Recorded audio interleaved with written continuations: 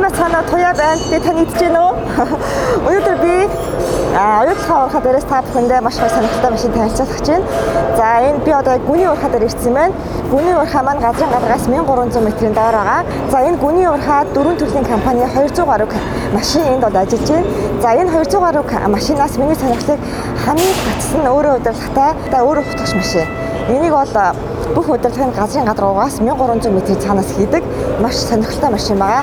Дэлхийд даяар маш цөөхөн том уурхаанууд хэрэглэгддэг. Одоо сүүлийн үеийн хамгийн юм дэвшигтэй технологиг ашигласан машиныг Монголд маань хэрэглэж байна. Тэгэхээр энэ машин ямар машин байдаг вэ гэдгийг одоо би та бүхэндээ харуулъя. Одоо бүгдээрээ Sandvik-ийн өөрөө хутгагч машин руу цуг очиж гүний уурхаад яаж ажилладгийг нь харъя. За бас 1300 м-ийн гүндэх уурхайн зам ямар байдгийг замаар бас харж сонирхъё. За замд маань гүний уурхайн шатхуун түгээх стандарт харалтна. Тэрийг бас та бүхэндээ харуулъя гэж бодлоо. Сонирхолтой байх болов уу?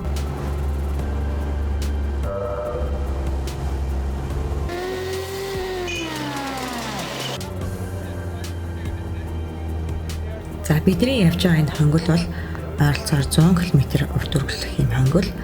За бүх энэ хаан таазын бетонцсон. За газрын болохоор байнга гэж усаар чиглэж өгд юм байна. Тэгвэл маш их шороотоос босд юм байна.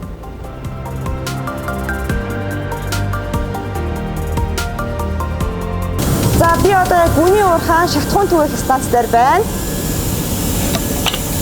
Энэ гүний уурхаад хэрэглэж байгаа бүх машин таны төхөөрөмжүүд энэ хэсгээс ирж одоо тос масл шатхуунаа эндээс одоо ирж цэнэглүүлдэг юм байна. Энэ хоолоонууд ингээд бүгд дээрээс цэнэглэгддэг. 1300 м-ийн дээрээс ийш тусгай хоолоогоор орж ирээд эндээс орж ирсэн түш масл тосыг машинуудаа ингээд шахаж хийдэг газар байна. За гүний уурхаа шатхуун түгээх станц гэж нэг ийм юм байдаг юм шүү.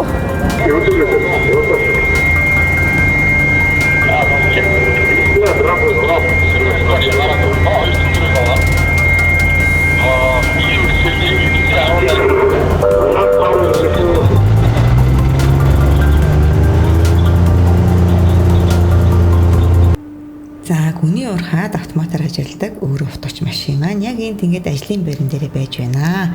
1300 м-ийн гүнд. За энэ мэдрэгчүүдийн ачаар автоматар ажилладаг. За яг энд ингээд зэсийн хөдрийг хутгаад авчихсан зогсож байна.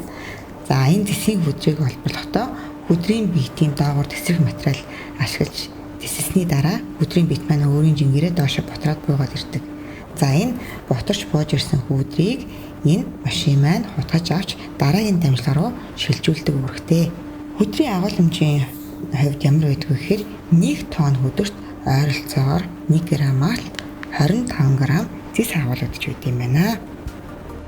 Автомат удирдлагаар газрын гадаргаас удирдах нь оператортой ажиллах нөхцөлийн хувьд мэдээж маш том ялгаатайгаас гадна бүтээмж аюулгүй ажиллагааг эрс нэмэгдүүлж өгдөг. Гүний уурхаан ажилт гэдэг дугуйт ачигч машиныг та бүхэнд танилцуулах гэж байна. Энэ бол Sandvik брендийн LH514 загварын ийм машин байна. За уртлын энэ хутгуур хэсгийг харж байгаа бол энэ хутгуур хэсэг бол Shark брендийн хутгуур 14 тонны даацтай. Би дотор нь харж харуулъя. Ийм том хэмжээтэй. За өөрөө мэдрээд байдаг гол радарын хэсэг нь тэр харагдаж байна. Камер шүүлтийн системтэй 90 тойрны бүрэн харна. 90 тойрондоо 6 ийм камертай. За хоошоо яваад энэ дугуйг харж байна уу? Амар том зузаан дугуйтай. Гэхдээ энэ том дугуй маань ердөө 2-3 сар яваад лилэгдчихдэг. Ойр ойрхон солихгүй болохгүй. За энд мотор хөвөх хэсэг байна. Моторын хувьд болохоор 10.6 литрийн багтаамжтай цуваа 6 Volvo мотортой. Хамгийн гол онцлог нь гүний уурхаад ажиллаж байгаа учраас хорт утаа бууруулах системтэй хамгийн бага хэмжээний хорцтой ялгардаг. За ийшээ хөргөлтийн системийн сэсэн харагдаж байна. За ийшээ юу вэ гэхээр энэ автомат гал унтраах систем. Одоо ямар нэгэн гал энд гарах юм бол автоматар энд байгаа хорт цацагдаад, гүйс цацагдаад утаарээс гарсан галыг унтраана. За ийшээ болохоор автомат болон мануал гэсэн тохиолдол дэлхийн хэрэг мануал дээр тохиолдох явчих юм бол бас жадаа тэр кабиндээ суугаад жадаад явах боломжтой гэсэн үг. Одоо бүгдээрээ кабинд нь орж харцгаая. За энд хор гэдэг тоо бол уурхаа гүний уурхаач 20 км/цагаас илүү хурдж болохгүй. Гэхдээ энэ машин маань энэ одоо машины маань хүчин чадал нь 27 км/цагийн хурдтай явах хүчин чадалтай. Гүний уурхаад бол зөвхөн 20-оор явна. За одоо Эндээс удирдахад бол надад ямар ч баримжаа мэдрэмж бол орж ирэхэд бол хэцүү юм. Дээрэс нь энийг яг доор засварын төв дээр байгаа учраас төвччихсэн асаах юм бол ямар нэгэн үйл хийх учраас аюултай. Би ч ямар нэгэн сургалтын цуугаагүй хүн байгаа учраас хамаагүй тоног төхөөрөмж асааж болохгүй. Тэгэхээр цөмөрөө одоо дээшээ гараад газрын гадаргаас яаж удирдахыг харцгаая. За бүрэн автомат хутгуурт ачигч машин маань одоо дэлгэцэн дээр яаж харагдгийг бүгдээрээ харъя. Түрүү машин дээр байсан олон камер одоо мэдрэгчүүд маань дэлгэцэн дээр ирэхээрээ яг ингэж харагддаг юм байна.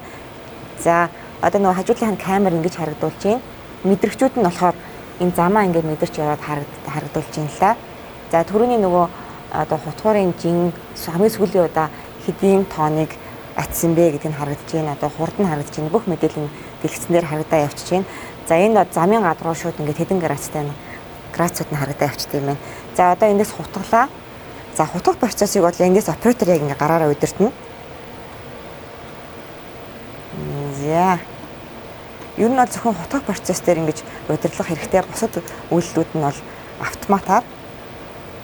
Гэхдээ мэдээж яг заавал хянана замдаа ямар нэг юм болох юм бол эндээс оператор шууд удирдахад бэлэн ингээд сууж байна. За очицсан одоо ингээд буцаа явж байна. Одоо буцаж явж байгаа зам нь эндээс шууд ингээд автоматар харагдаа явчихж байна л да. Одоо ингээд оператор маань ерөнхийдөө хяналтын үүрэг гүйцэтгэж явчихж байна. Явж байна.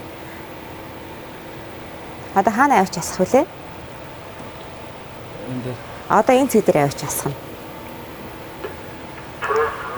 За ингээд хөдрөө ийшээ асахаар хөдөр маань хөндийн жингэрээ доошо унан 4-5 метрт. Тэгээд тэр доороос нь бас машин тасаж аваад тэр нь одоо бутлах хэсэг рүү шууд бас автоматар зөөдөг. За одоо ингээд буцаад нөгөө газраа очиод дахиж хутгаж авахаар явж байна тий. За ингээд өнөөдөр бүгдээрээ гүний уурхаад автомат машин яаж ажилладаг талаар танилцлаа. Таалагдв уу? Надад бол маш их сонирхолтой байлаа. Хэрвээ таалагдсан бол лайк дараарай, шеэр хийгээрэй. Баярлалаа. Баяртай.